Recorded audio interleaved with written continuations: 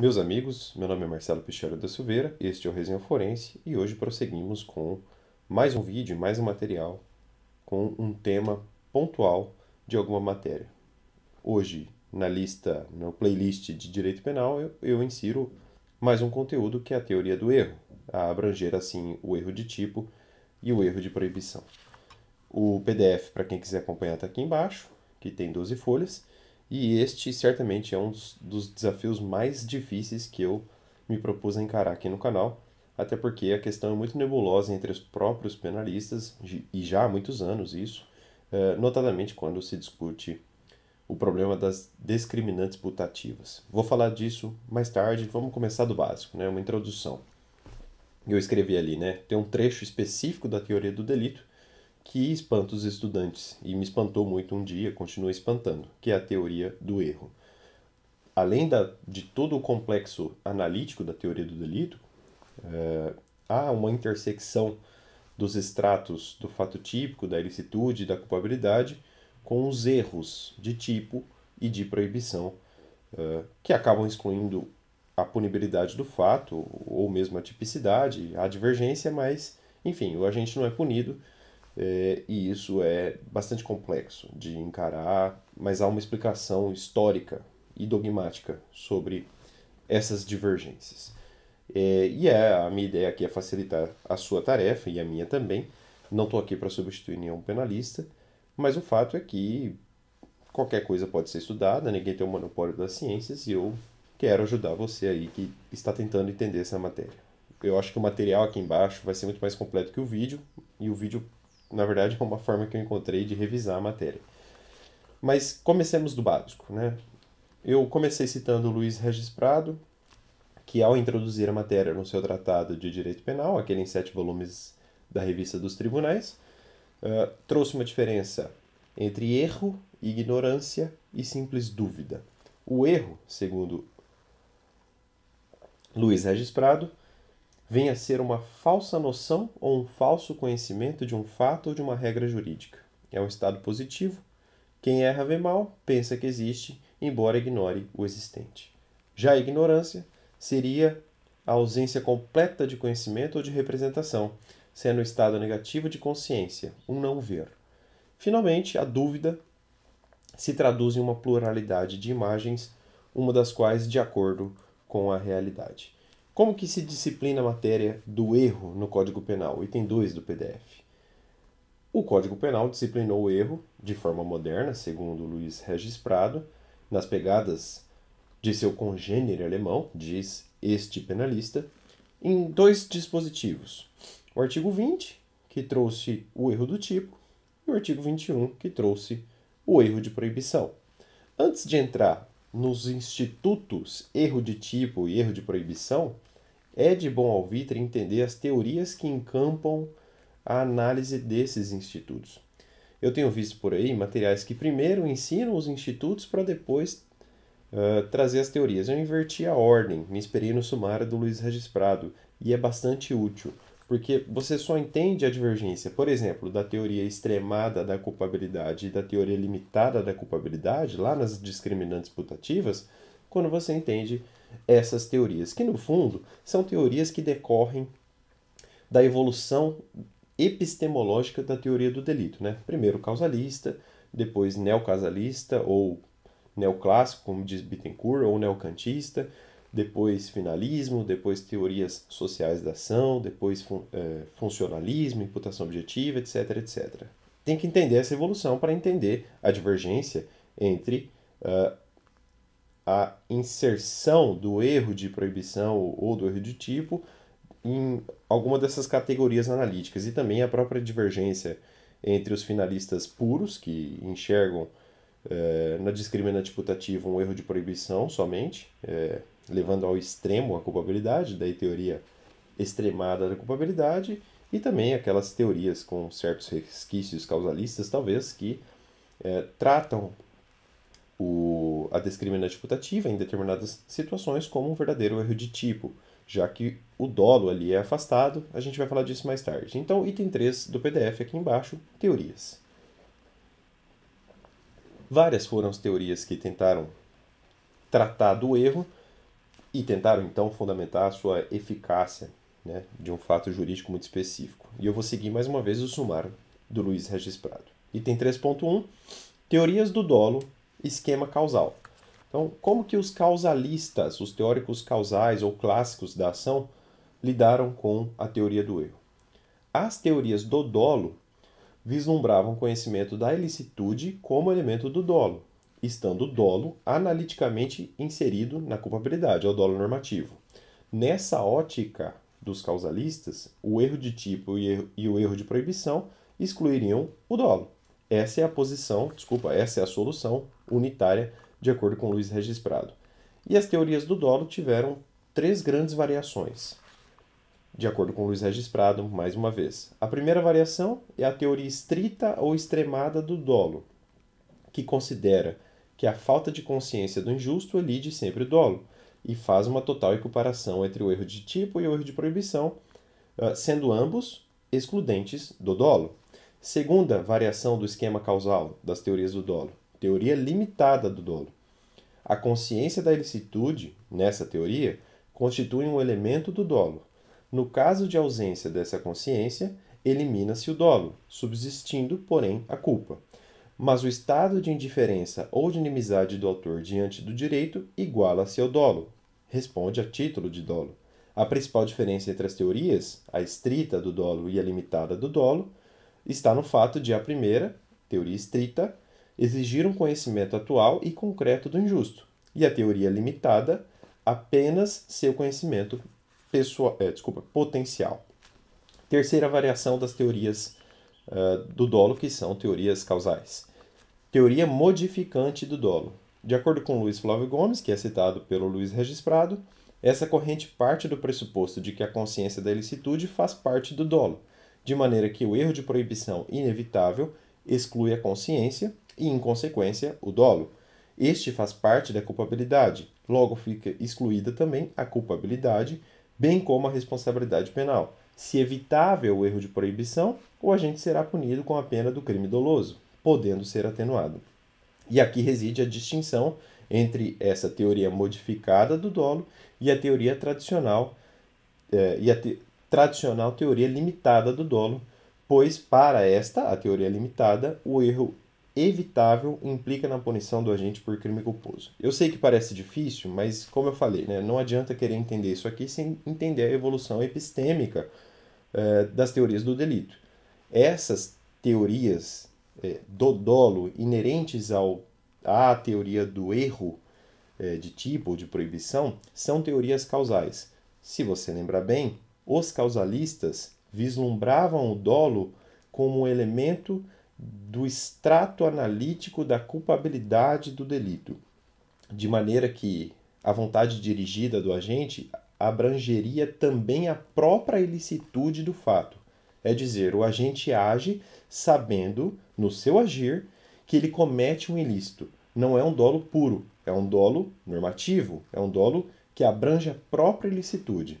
Eu vou tentar dar um exemplo aqui que eu acho que é bastante didático. Imagine você, que me assiste, um segurança defendendo o seu cliente de uma situação de evidente risco do seu protegido. Alguém vai atirar no cliente desse segurança e o segurança, para protegê-lo, o empurra, sabendo que neste empurrão o sujeito terá no mínimo uma lesão corporal. Muito bem. O que um causalista vai falar? Ele vai falar que não há dolo, porque o dolo abrange, segundo o esquema causal, a própria ilicitude do ato. E um finalista, ele vai falar que é doloso? Sim, porque o dolo finalístico incerto no tipo, no extrato típico, é puramente natural, ôntico. É a seleção do meio causal para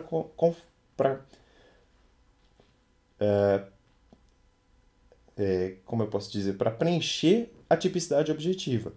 O dolo finalista é muito mais limpo, digamos assim.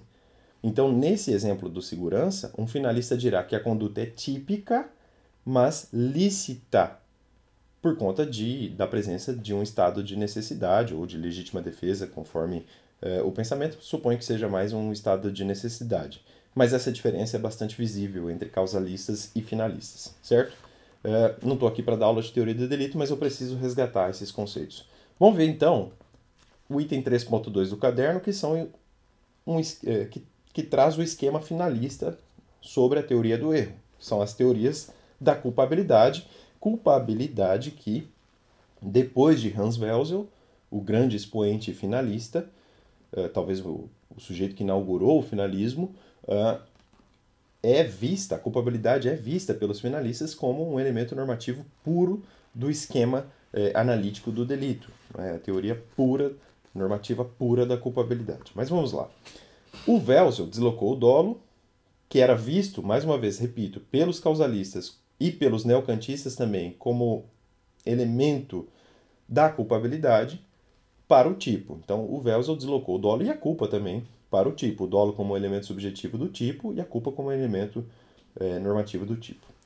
E analisando a sua obra, eu fiz uma resenha no Empório do Direito, que está aqui no canal, inclusive, se você quiser procurar aí, procura aí, Hans Welzel, resenha forense, com certeza vai achar. Mas eu fiz uma análise de um importante livro do Welzel chamado O Novo Sistema Jurídico Penal, onde ele mostra as bases finalistas e as suas premissas teóricas. E nessa resenha eu escrevi o seguinte: Hans Welzel deslocou o dolo e a culpa para o tipo, repito, né, dolo como elemento subjetivo e culpa como elemento normativo. E a culpabilidade passou a ser preenchida apenas de imputabilidade, de exigibilidade de conduta diversa e de potencial consciência da ilicitude. E há um vínculo lógico nesse esquema de tipicidade, ilicitude e culpabilidade. O último extrato, que é a culpabilidade, pressupõe a antijuridicidade e esta, finalmente, requer a concretização nos tipos legais. Então, é um filtro, né? Um grande filtro, a teoria do delito, isso aí todo mundo já sabe. O dolo, nos finalistas, passou a abranger só a consciência e a vontade de realização do tipo objetivo. Daí se falar em Luiz Regis Prado, por exemplo, em dolo valorativamente neutro. O que ele quer dizer com isso? Que o dolo finalista é puramente natural. É a seleção dos meios causais do mundo ontológico para chegar a um fim. Eu, Marcelo, quero matar alguém. Eu vou pegar uma faca, por exemplo, estou com o celular aqui, mas eu vou pegar um revólver ou uma faca e vou conduzir a uma vontade dirigida a um fim.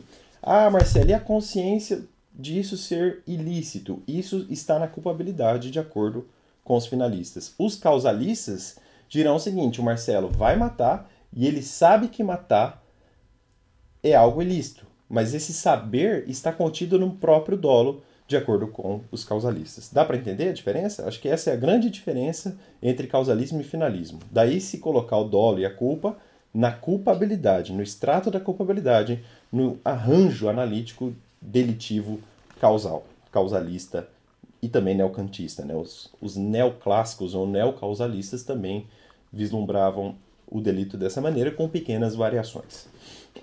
E qual é a consequência do dolo finalista, digamos assim? Ele não exige o conhecimento normativo. A consciência da ilicitude não o integra, sendo alocada na culpabilidade, reduzida a simples juízo de censura, como diz mais uma vez Luiz Regis Prado.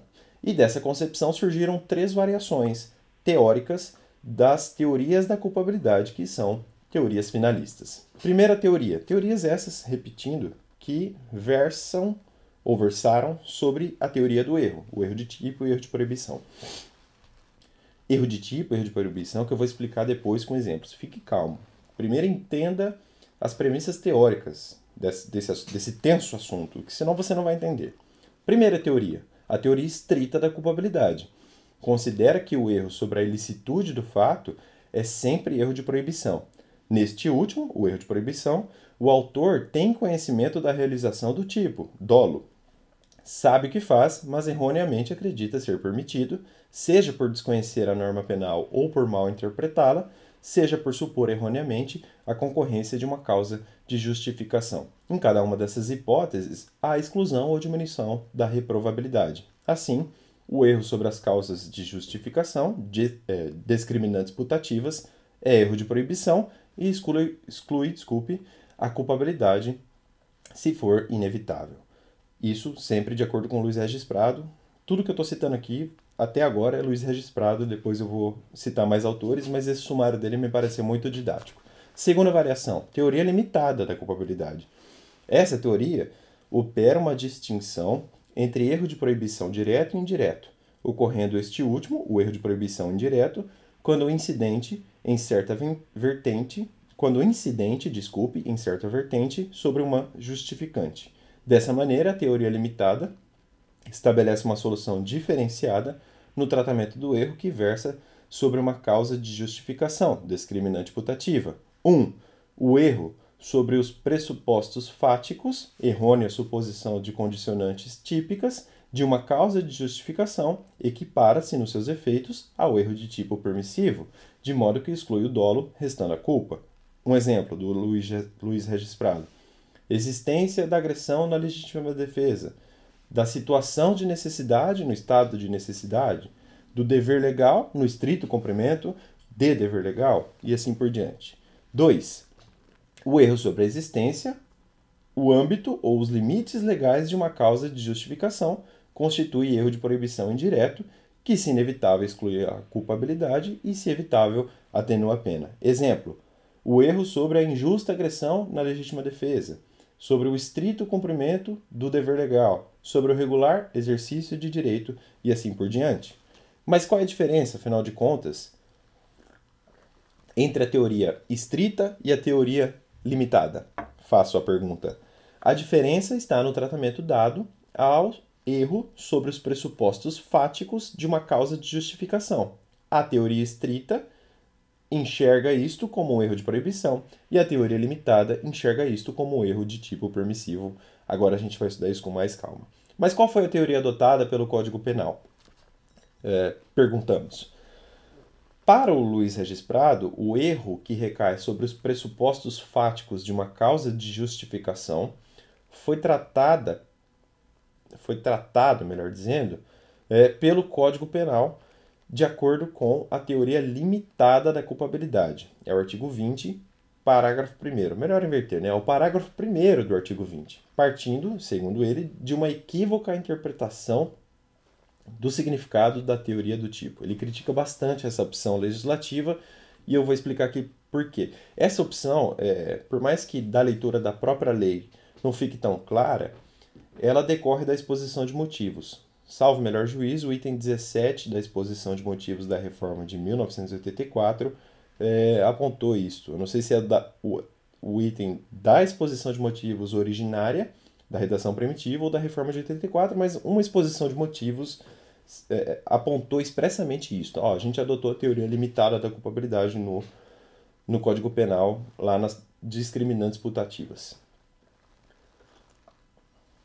Mas por que o professor Regis, critica isso? Ele é um finalista, né? Cabe lembrar aqui. O Welzel defendia a teoria extremada da culpabilidade nos casos de legítima defesa putativa, como dissemos, aliás, na coluna do site Empório do Direito, na apreciação da obra do Welzel. O Miguel Reale Jr. Salienta que a legítima defesa putativa não passa de uma errônea compreensão de um dos elementos da situação. O agente representa equivocadamente como situação de defesa, recaindo em erro sobre a legitimidade da ação, não tendo consciência da licitude da ação. É um erro sobre a circunstância que, se existisse, a ação seria legítima. Pois bem, para os adeptos da teoria extremada da culpabilidade, dentre eles Hans Welzel, se este erro for inevitável, a ação não é reprovável, ou seja, não é culpável. Se evitável, a pena deve ser atenuada, como diz mais uma vez Miguel Reale Jr. Ora, você que me assiste, né? O Luiz Regis Prado, eu conheço bem a obra dele, li bastante na graduação, é um daqueles finalistas clássicos, talvez puros. Ele separa com rigor metodológico o dolo natural, abarcador dos elementos subjetivos do tipo, da consciência e da ilicitude, que permeia a culpabilidade e não o tipo. Logo, faz todo sentido afirmar que o erro sobre os pressupostos fáticos das causas de justificação não deveria excluir o dolo, e sim receber o mesmo tratamento conferido ao erro de proibição. Entretanto, repise-se, vez mais, essa não foi a opção doutrinária seguida pelo legislador brasileiro de 1984, como afirma expressamente Luiz Regis Prado. Olha o parágrafo 1º do artigo 20, está aí no PDF. É isento de pena quem, por erro plenamente justificado pelas circunstâncias, supõe situação de fato que, se existisse, tornaria a ação legítima. Não há isenção de pena quando o erro deriva de culpa e o fato é punível como crime culposo. Eu suponho que o Regis teve que defender essa posição, ou seja, de que o código teria adotado aí a teoria limitada da culpabilidade, até para não trair os seus próprios pressupostos teóricos. Porque ele enxerga a culpabilidade como um elemento do delito. A culpabilidade faz parte do delito. Se ele partisse para uma concepção bipartite, excluindo a culpabilidade do delito e enxergando a culpabilidade como uma condicionante da própria punibilidade, ele incorreria numa contradição lógica. Né? Nessa situação da discriminante putativa, isso fica bastante claro. Daí se defender, com muito rigor metodológico, que o código adotou, mas ele fala assim, olha, o código adotou a teoria limitada, mas eu discordo, acho que teria sido melhor adotar a teoria extremada, porque eu enxergo com muita clareza o dolo como algo puramente natural, como foram e como defenderam os finalistas clássicos, e a consciência da licitude como algo puramente da culpabilidade, não é? Por isso que não dá para misturar. Mas isso vai ficar mais claro ainda com esse vídeo. Eu espero que eu esteja sendo didático. Eu não sou penalista, mas tento explicar aqui na medida do possível. Muito bem.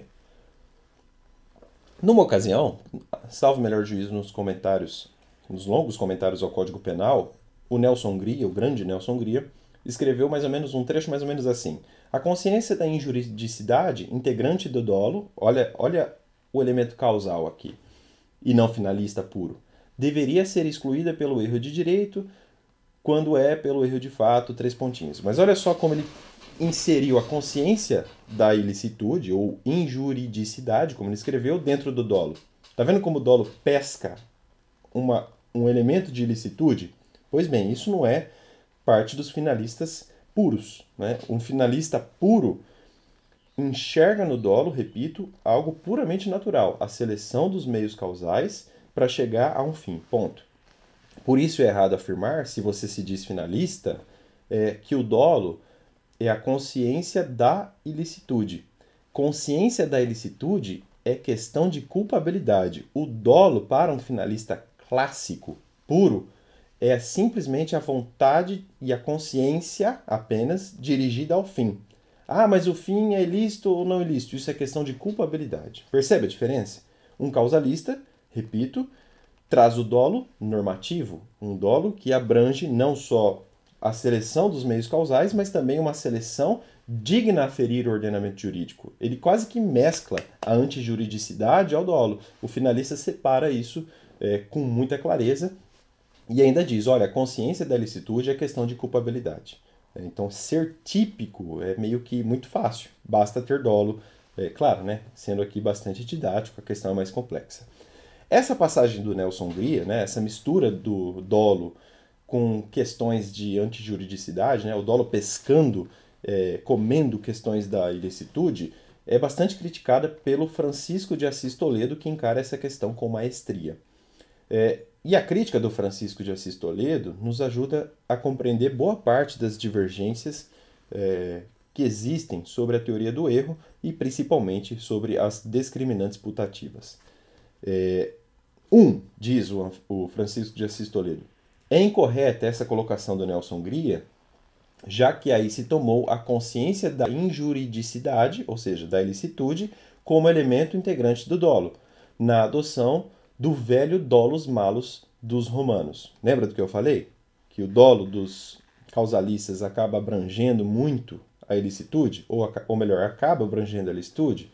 Essa é uma crítica do Francisco de Assis Toledo. 2. Essa passagem do Nelson Hungria, diz Francisco de Assis Toledo, criticando, identifica a falta de consciência da ilicitude com a ignorância da lei.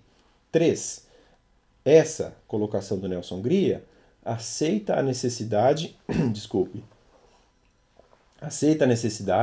da consciência da ilicitude como integrante do dolo, mas não lhe dá qualquer valor, pois só admite sua exclusão pelo erro de fato e não pelo erro de direito. Enfim, essa crítica do Francisco de Assis Toledo me pareceu muito sensível e mostra bem a questão, onde que a questão tem que ser tocada para se entender bem teoria do erro, e assim a teoria do erro do tipo e a teoria do erro de proibição, e onde isso se aloca em cada visão epistemológica.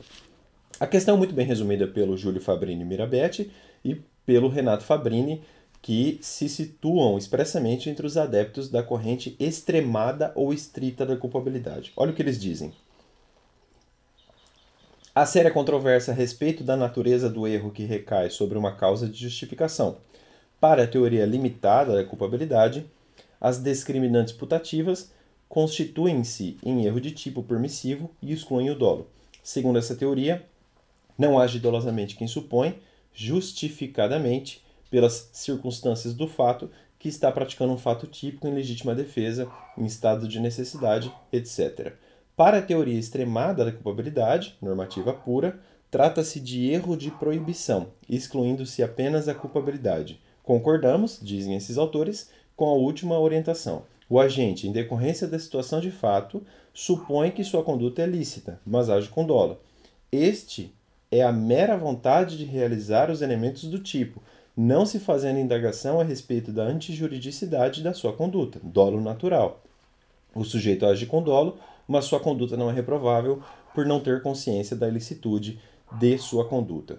Também defenderam que a discriminante putativa afasta a culpabilidade ou reprovabilidade e não o dolo, por exemplo, Alcides Munhoz Neto, Heleno Cláudio Fragoso, Walter Marciligio Coelho, acho que é assim que pronuncia o nome dele, e também Eugênio Raul Zaffaroni e José Henrique Pierangeli, que naquela obra aqui do Brasil, que eles escreveram em coautoria, uma parte geral, eles escreveram assim: por nossa parte, dizem eles, situamos o dolo na tipicidade e há a possibilidade de compreensão da antijuridicidade sem fazer nela distinções na culpabilidade. Por isso que eu enalteci a crase, eles inverteram a frase aqui. Isto é, filiamo-nos à chamada teoria estrita da culpabilidade, no marco de uma estrutura finalista do delito. Esta é a posição coerente com a distinção que fazemos entre atipicidade e justificação, permitindo-nos resolver unitariamente os problemas de ausência de possibilidade exigível de compreensão da antijuridicidade, ao mesmo tempo que nos permite sustentar um conceito de dolo livre de componentes artificiais e estranhos, e que nos serve para resolver as dificuldades insolúveis para o conceito de dolo mau, sem a necessidade de recorrer a seus complicados remendos substitutivos. Naturalmente que na culpabilidade não pode haver mais do que o conhecimento potencial. Vejam que esses penalistas separam, como Regis Prado e como qualquer finalista puro, questões sobre a sabedoria da licitude do dolo. O dolo é puramente natural, é a seleção dos meios causais para chegar a um fim e não a consciência da ilicitude que está na culpabilidade como um elemento normativo puro. Muito bem. Outra é a posição do Francisco de Assis Toledo, que criticou o Nelson Gria e que, apesar de saber separar a consciência da ilicitude da vontade dirigida ao fim, né, este último como parte do dolo e a primeira como elemento da culpabilidade, apesar disso, apesar dessa ciência metodológica, ele se situa entre os teóricos estritos, porque diz o seguinte: Francisco de Assis Toledo escreve: temos para nós que as denominadas discriminantes putativas encontram melhor tratamento dentro da teoria limitada da culpabilidade, com resultados diferenciados, segundo configurem, em concreto, o erro de tipo ou erro de proibição, submetendo-se aos requisitos já apresentados para a excusabilidade ou não de cada uma dessas formas básicas de erro. Ainda de acordo com Francisco de Assis Toledo, e aí vem a grande justificativa dele para se adotar a teoria limitada da culpabilidade, ainda que ele enxergue bem a diferença entre dolo natural e consciência da ilicitude, diz ele, né, há problema lógico com a teoria extremada ou estrita da culpabilidade, e aí ele diz o seguinte: nem em nosso sistema, nem em outro qualquer, seria possível existir seria possível, a existência deste ente verdadeiramente mitológico pelo seu hibridismo e poder de mutação. Um crime doloso punido como se culposo fora. Se o que distingue o crime culposo do doloso não é a natureza ou quantidade da pena, caso das contravenções, nenhuma razão existiria para que o legislador caísse na teratogenia apontada, se quisesse somente estabelecer uma hipótese de pena menos grave. De resto, continua Francisco de Assis Toledo, não vemos como se possa falar em dolo quando o próprio legislador fala em crime culposo, e mais que isso, quando se está sem sombra de dúvida diante de uma evidente hipótese de negligência ou de imprudência. Então vamos fazer um resumo aqui, e aí eu vou entrar de vez na teoria do erro. Eu primeiro trouxe premissas teóricas para depois entrar na teoria do erro, e tudo vai ficar mais claro, eu garanto isso. Vamos lá. Com a teoria limitada da culpabilidade, se o erro sobre a causa de justificação recair uma situação de fato, o erro é de tipo, parágrafo 1º do artigo 20 do Código Penal. Se incidir sobre a inexistência ou sobre os limites dessa causa de justificação, o erro é de proibição, artigo 21 do Código Penal. Para a teoria extremada da culpabilidade, tudo isso aí que eu falei é tratado como se erro de proibição fosse. Ponto. É isso. É o que diz Rogério Greco, trazendo um resumo, e eu vou fazer mais resumos. Olha só. Com a teoria limitada da culpabilidade, se o erro... Não, essa parte eu já li. Agora, ó, desculpe. Vou trazer um desmembramento diferente da doutrina, mas é a mesma coisa do que eu já disse até aqui, tá? Desculpe mesmo. Vamos lá. Letra A. Teoria extremada da culpabilidade. As discriminantes putativas sempre têm natureza de erro de proibição. É o caso dos finalistas puros, ou clássicos, né? Que levam ao extremo a separação de dolo típico e de consciência da ilicitude inserido no extrato da culpabilidade. A sabedoria ou não sobre a ilicitude está na culpabilidade, e a vontade dirigida a um fim sequinha, axiologicamente neutra, é o dolo que está no tipo. Por isso que se leva ao extremo a culpabilidade puramente normativa. Daí se falar em teoria extremada da culpabilidade, ou mesmo em teoria, estrita da culpabilidade. Você leva tão ao extremo que até na discriminante putativa é erro de proibição, e não erro de tipo. Ótimo. Letra B. Teoria limitada da culpabilidade. Se o equívoco reside na má apreciação de circunstância fática, há erro de tipo. Olha a diferença. Se incidir nos requisitos normativos da causa de justificação, então haverá erro de proibição. Então vejam bem, a teoria da culpabilidade limitada estabelece uma distinção entre o erro sobre as circunstâncias de fato, que faria a ação ser legítima se efetivamente existisse, e o erro sobre a existência e os limites da causa de justificação, quando então configura-se um erro de proibição. Na teoria limitada, quando o objeto do erro forem os pressupostos fáticos, teremos o erro de tipo permissivo. Quando tiver, porém, objeto a existência ou os limites da norma permissiva, o erro será de proibição indireto. Talvez fique mais claro agora que a gente entrar na segunda metade da aula, né? Essa primeira metade traz os pressupostos teóricos da discussão. Eu sei que é chato, que é complexo, mas se você não entender isso, você não vai entender a teoria do erro. Eu trouxe essa introdução básica, bem básica, para tentar explicar a divergência, principalmente a divergência entre os teóricos extremados da culpabilidade e os teóricos limitados da culpabilidade nas discriminantes putativas. Mas a gente vai estudar todos os erros, no caso, o erro de tipo, elementar ou acidental, e também o erro de proibição, tá? Então, 4, item 4 do caderno, espécies de erro. E eu suponho que a maioria das pessoas veio até esse vídeo por conta do estudo sequinho, digamos assim, da teoria do erro. Mas se você não entender a teoria, você não vai entender a teoria do erro, não adianta. Vamos lá. 4.1. Erro sobre elementos do tipo. Erro de tipo. Olha o que diz o caput do artigo 20 do Código Penal. O erro sobre elemento constitutivo do tipo legal de crime exclui o dolo, mas permite a punição por crime culposo se previsto em lei. Exemplo, e esse exemplo eu que escrevi aí. Num clube de tiro, fulano mira sua arma, o fulano mira sua arma para um ponto que usualmente é utilizado como mira. Todo dia o pessoal vai lá atirar nessa mira. Ele não sabe, porém, que o Beltrano estava ali limpando o local, retirando cartuchos, por exemplo. Aí o fulano mira na mira usualmente utilizada, atira e mata o Beltrano. Erro de tipo clássico. Outro exemplo. Caçador que atira contra o arbusto durante um safari, supondo que ali se encontrava um animal, causando, porém, a morte do seu companheiro. O agente erra no que diz respeito a alimentar alguém, previsto no artigo 121 do Código Penal, como escreve Rogério Greco. Simples. Esse erro é clássico. E tem vários exemplos clássicos de erro de tipo que são também arrolados pelo Rogério Greco. E ele escreve: quando a gente toma coisa alheia como própria. Por exemplo, eu vou embora de um determinado local e levo esse celular que, na verdade, é de outra pessoa que tem um celular igualzinho ao meu. Né? Eu não sabia que a coisa era alheia. Daí o erro de tipo.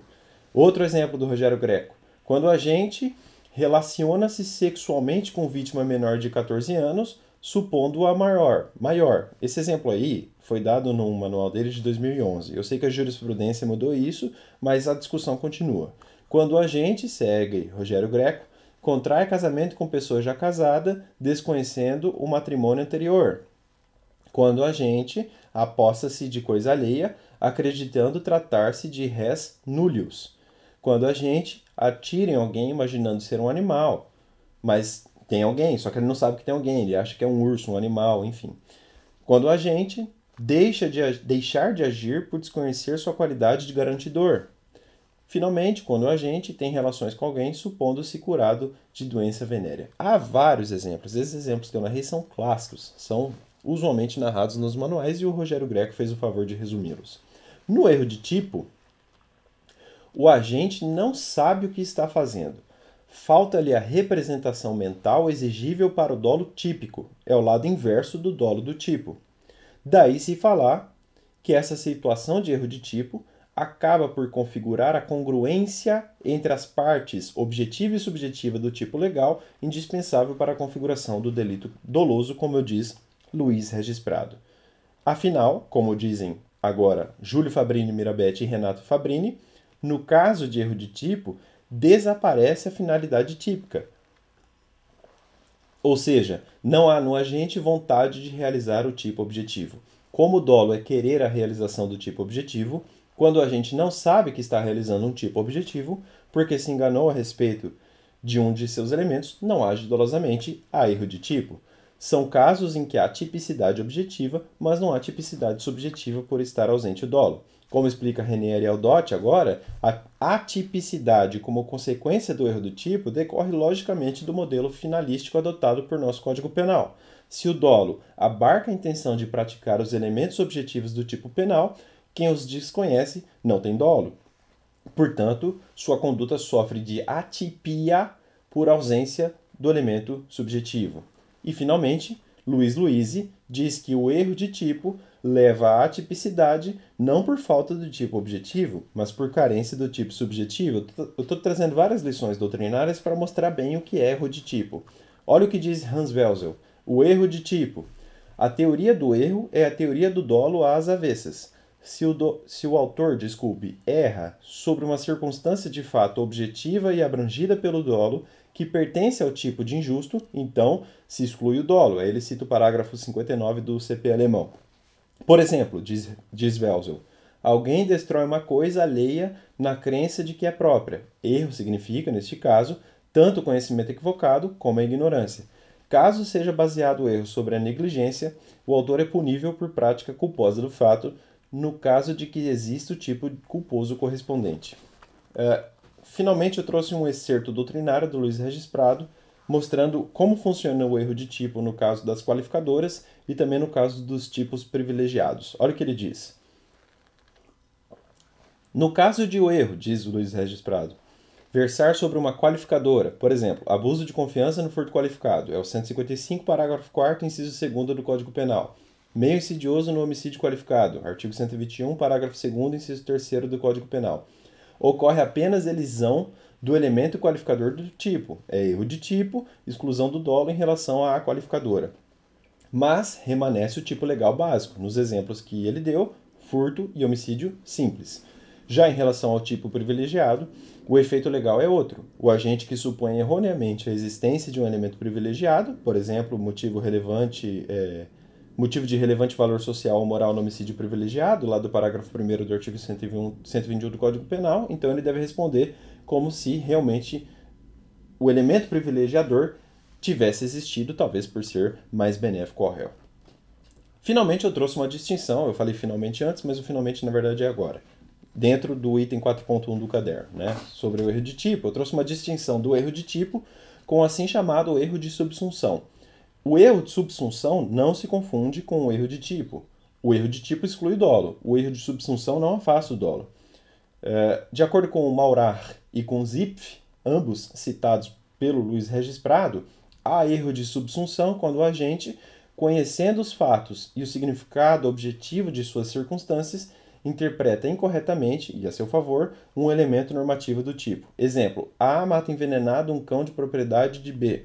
Não pode alegar ausência de dolo, porque não considerava o animal pertencente a B como coisa alheia, para efeitos do tipo de dano, artigo 163 do Código Penal, isso é erro de subsunção, que, como visto, não afasta o dolo. Item 4.2 do caderno. Discriminantes putativas, do caderno que está aqui embaixo, PDF. E agora vem a grande discussão, né? Por isso que eu trouxe todas as bases teóricas da discussão para explicar a divergência da teoria extremada e da teoria estrita da culpabilidade nas discriminantes putativas. Agora vai ficar mais fácil. De acordo com o parágrafo 1º do artigo 20 do Código Penal, é isento de pena quem, por erro plenamente justificado pelas circunstâncias, supõe situação de fato que, se existisse, tornaria a ação legítima. Não há isenção de pena quando o erro deriva de culpa e o fato é punível como crime culposo. É bom lembrar que putativo vem do latim putare, é o pensado, mas inexistente, como diz Luiz Regis Prado. Assim, por discriminante putativa, se deve entender o agente pensa que está numa situação de excludente da ilicitude. Ele acha que está em uma legítima defesa, por exemplo. Entretanto, a legítima defesa do exemplo não existe na realidade fática. Eis aí o erro de tipo permissivo. Se inevitável, afasta o dolo e a culpa na opção do Código Penal. Se evitável, subsiste a culpa, como se depreende, repito, da leitura do parágrafo 1º do artigo 20 do Código Penal. Exemplo 1. Eu trouxe exemplos idiotas, mas didáticos. Exemplo 1. Fulano é ameaçado por Beltrano. E o Beltrano é um sujeito extremamente medonho. Todo mundo tem medo do Beltrano, que ameaçou o fulano. Aí o fulano, com medo, começa a andar armado. Na rua, avista Beltrano, que vem à sua direção com a mão no bolso. Fulano, acreditando estar em legítima defesa, na cabeça dele ele está em uma situação de legítima defesa, saca a arma e atira contra Beltrano, matando-o. Constata-se depois que Beltrano, na verdade, não tinha consigo uma arma e que, na verdade, no seu bolso só tinha um baralho. O fulano agiu em legítima defesa putativa, nesse exemplo tratada como inevitável. A lei não enxerga dolo, nem culpa, ele não responde por nada. Certo? Exemplo 2. Idiota, mas didático. O fulano espera na fila de movimentado banco em grande cidade para proceder com o depósito de volumosa quantia de dinheiro. Um moleque imbecil de escola resolve fazer uma brincadeira para se exibir diante dos seus coleguinhas de escola e anuncia um falso assalto. O fulano morre de medo de perder o dinheiro e percebe uma porta aberta.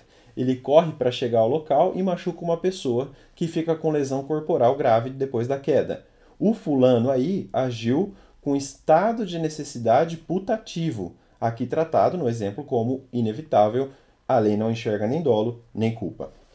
Exemplo 3, idiota, mas didático. Fulano é um policial e percebe Beltrano em situação de flagrância.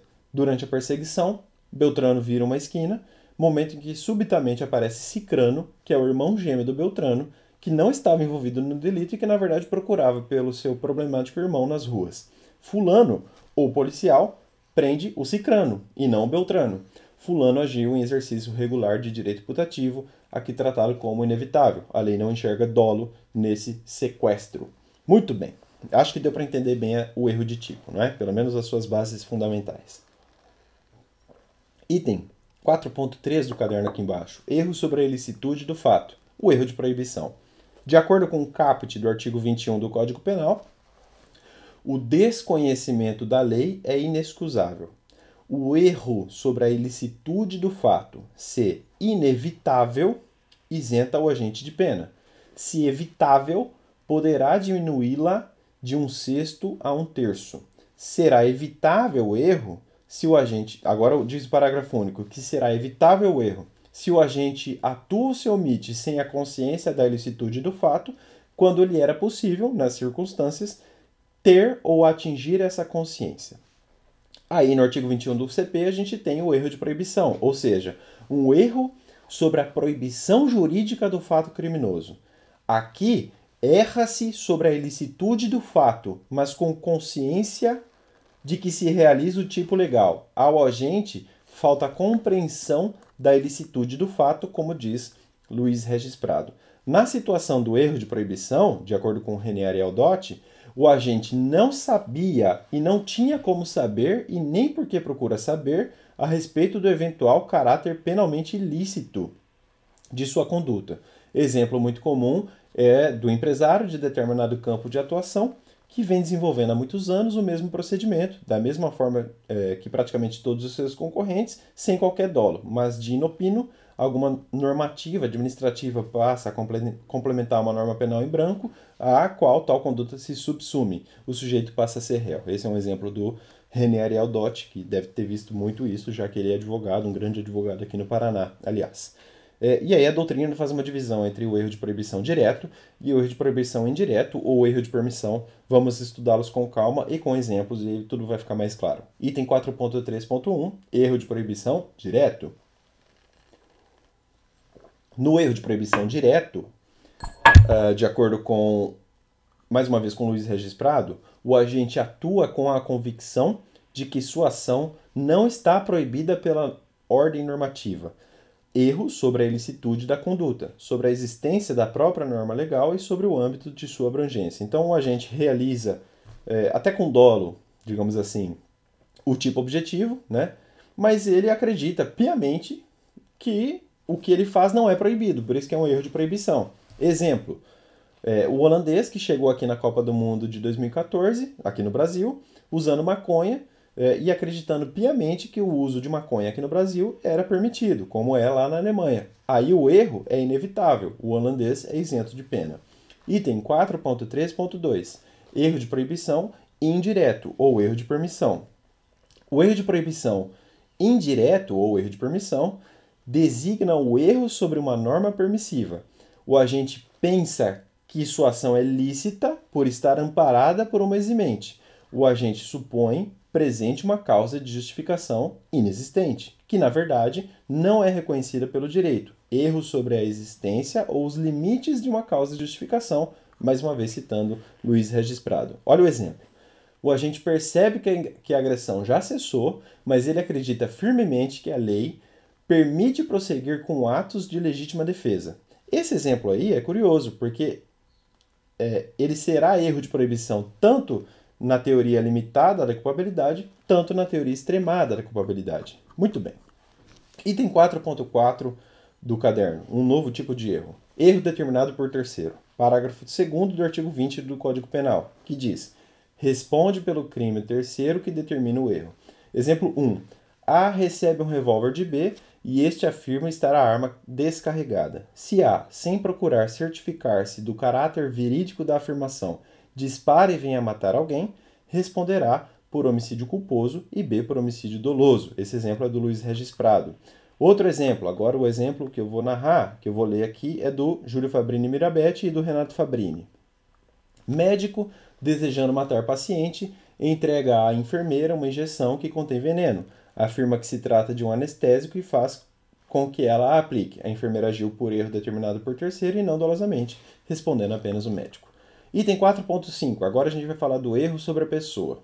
O erro sobre a pessoa é um erro acidental, não afasta o agente de pena. Nesse sentido, diz o parágrafo 3º do artigo 20 do Código Penal o seguinte: o erro quanto à pessoa contra a qual o crime é praticado não isenta o agente de pena. Não se consideram, nesse caso, as condições ou qualidades da vítima, senão as da pessoa contra quem o agente queria praticar o crime. Exemplo, A quer matar B, seu pai, mas atinge C, pessoa estranha. Aplica-se a agravante do parentesco, lá do 61, inciso 2, a linha E do Código Penal, o exemplo que eu narrei aqui é do Luiz Regis Prado. Outro exemplo, agora do Júlio Fabrini Mirabete e do Renato Fabrini. Eles dizem: suponha-se que A queira matar B, confundindo este, o B, na escuridão com C, que tem o mesmo porte físico, e alveja este. Alveja, enfim. É uma alveja, uma paroxítona. Proparoxítona não é, oxítona também não é.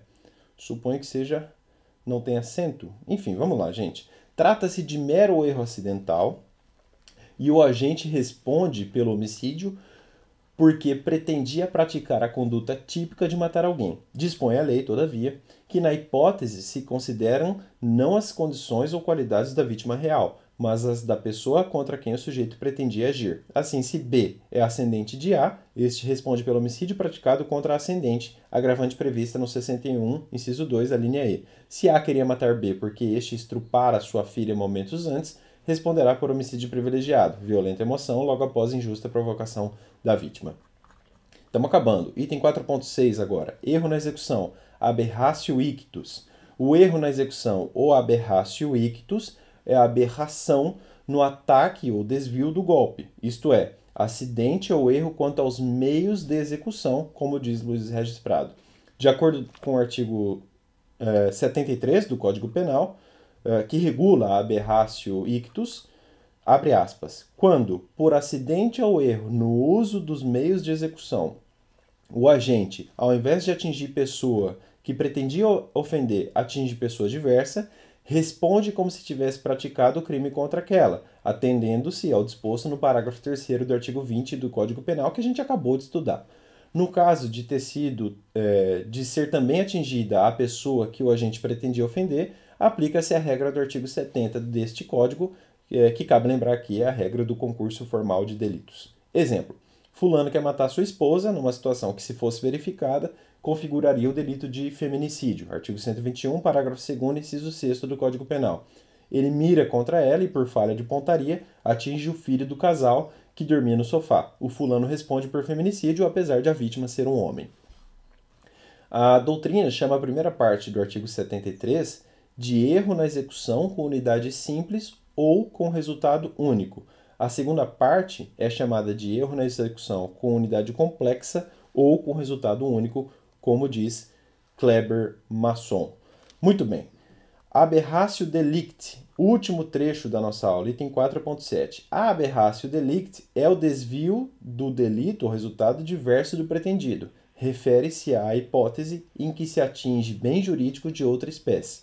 De acordo com o artigo 74 do Código Penal, que regula o Instituto, fora dos casos do artigo anterior, que é o 73, aberratio ictus, quando, agora, aberratio delicti, artigo 74, por acidente ou erro na execução do crime, sobrevém resultado diverso do pretendido, o agente responde por culpa se o fato é previsto como crime culposo.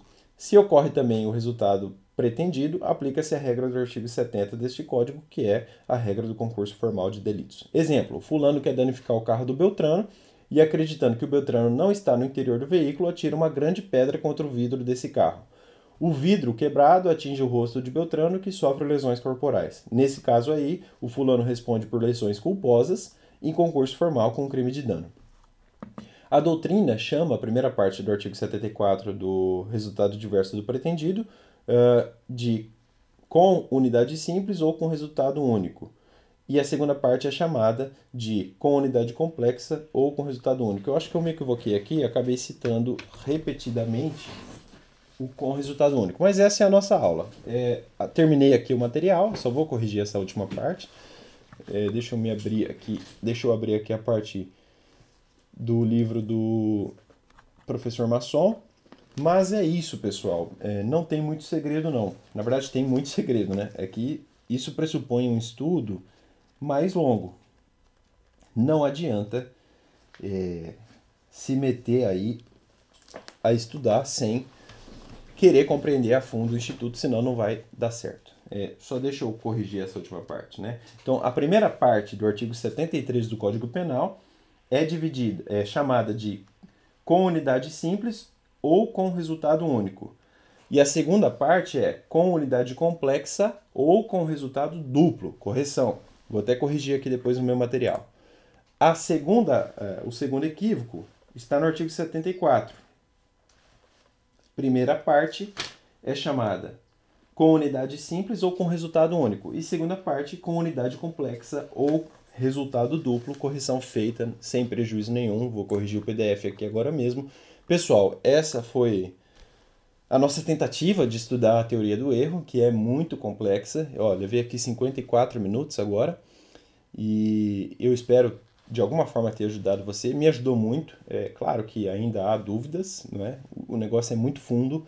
Eu não sou penalista, então a questão é muito difícil de ser compreendida, mas para os fins aos quais eu me proponho, que é tentar te ajudar numa prova, num estudo basilar, acho que a missão está cumprida. Espero que você tenha gostado. Se quiser sugerir tema aqui embaixo, fique à vontade.